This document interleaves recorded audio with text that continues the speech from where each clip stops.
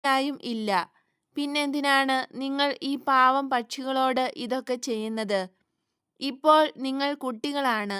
തിരിച്ചൊന്നും ചെയ്യാൻ കഴിയാത്ത ഈ കൊച്ചു പക്ഷികളോട് ക്രൂരത കാട്ടി നിങ്ങളുടെ ഹൃദയങ്ങൾ കഠിനമാക്കിയാൽ വളർന്നു വരുമ്പോൾ മനുഷ്യരെയും നിങ്ങൾ ഉപദ്രവിക്കും.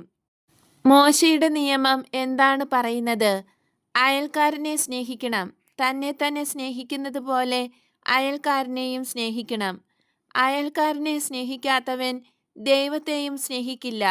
ദൈവത്തെ സ്നേഹിക്കാത്തവൻ എങ്ങനെ ദേവാലയത്തിൽ പോകും? ദൈവത്തോട് പ്രാർത്ഥിക്കും. അയാളോട് ദൈവം പറയില്ലേ, പോകൂ, നിന്നെ എനിക്ക് അറിഞ്ഞുകൂടാ, നീയാണോ എൻ്റെ മകൻ? അല്ല, നീ നിന്റെ സഹോദരന്മാരെ സ്നേഹിക്കുന്നില്ല. അവരെ സൃഷ്ടിച്ച പിതാവിനെ അവരിൽ നീ ബഹുമാനിക്കുന്നില്ല. അതുകൊണ്ട് നീ ഒരു സഹോദരനോ മകനോ ആകുന്നില്ല.